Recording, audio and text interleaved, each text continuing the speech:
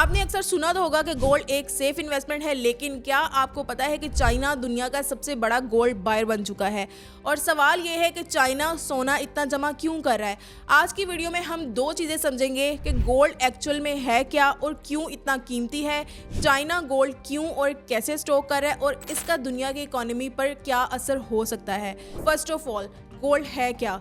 Gold एक natural metal है जो कि ज़मीन से निकलता है, लेकिन बात सिर्फ एक मेटल होने की नहीं है, बात इसकी यूनिक प्रॉपर्टीज़ की है।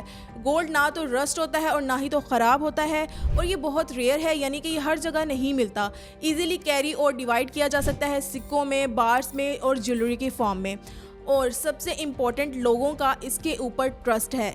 इसकी मैं आपको एक छोटी सी एग्जांपल देती हूँ। सपोज आपके दादा ने 50 साल पहले गोल्ड ख़रीदा था और आज भी वो वैसे का वैसा ही है और उसकी प्राइस शायद 50 गुना बढ़ चुकी हो। कंपेयर करें, अगर उन्होंने वो पैसा कैश की फॉर्म में रखा होता तो शायद आज उससे एक अच्छा खाना खाना भी मुश्किल होता। गोल्ड एक हिडन सेविंग अकाउंट है जो कि हमेशा आपको प्रोटेक्ट करता है।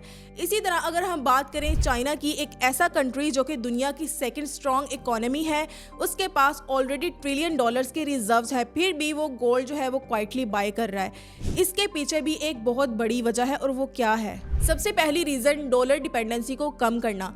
अभी दुनिया की ट्रेड मोस्टली यूएस डॉलर्स में होती है। अगर कल को अमेरिका सैंक्शंस लगाता है तो चाइना को प्रॉब्लम होगी, इसीलिए चाइना गोल्ड जमा कर रहा है ताकि वो अपनी करेंसी यन को स्ट्रॉन्ग बनाए और डॉलर से फ्री हो जाए। सेकंड रीज़न है अपनी करेंसी को ट्रस्ट देना। किसी कंट्री के पास जितना ज़्यादा गोल्ड होता है उतना ज़्यादा लोग उसकी करेंसी पर ट्रस्ट करते हैं। चाइना चाहता है कि यन भी एक ग्लोबल करेंसी बन जाए। और थर्ड रीज़न है safety for crisis. 2020 corona crisis या रशिया यूक्रेन वार तो याद होगी आपको, जब स्टॉक मार्केट क्रैश हुई और गोल्ड की प्राइस बढ़ गई। चाइना ये सब देखकर अपनी वेल्थ को गोल्ड में सिक्योर कर रहा है। फोर्थ रीज़न है माइनिंग एंड बाइंग।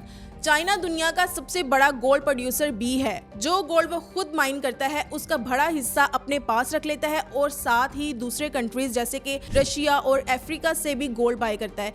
एक रिसर्च के मुताबिक पिछले कुछ सालों में चाइना के सेंट्रल बैंक ने क्वाइटली 100 ऑफ टन गोल्ड अपने रिजर्व्स में ऐड किया है। तो सोचें, अगर एक कंट्री ट्रिलियन डॉलर्स के पेपर एसेट्स से गोल्ड प्रेफर कर रहा है तो हमें भी तो ये समझना चाहिए कि गोल्ड की रियल वैल्यू है क्या।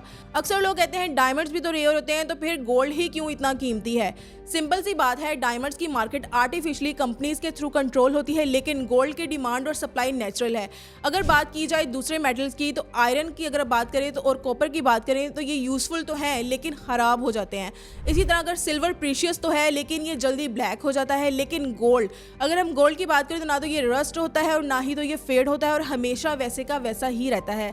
इसलिए गोल्ड को कहते हैं रियल मनी। और एक और बात, आप गोल्ड को सिर्फ अपने पास फिजिकली ही नहीं रख सकते, आपके पास इसको डिजिटली ट्रेड करने का ऑप्शन भी है, like in forex trading. I hope कि आपको समझ आ गई होगी कि गोल्ड सिर्फ एक ज्वेलरी नहीं है, एक सेफ इन्वेस्टमेंट है और एक कंट्री की पावर का सिंबल है। इसीलिए तो चाइना गोल्ड जमा कर रहा है ताकि अपनी करेंसी को स्ट्रॉन्ग बनाए, डॉलर की डिपेंडेंसी को कम करे और फ्यूचर के लिए सेफ हो जाए। अब मैं आपसे पूछती हूँ कि अगर आपको चूज करना पड़े एक लग्जरी कार या उतनी ही वैल्यू का गोल्ड, तो आप क्या करेंगे? कमेंट्स में मुझे ज़रूर बताएं। Thanks for watching. Do subscribe my YouTube channel. Thank you so much.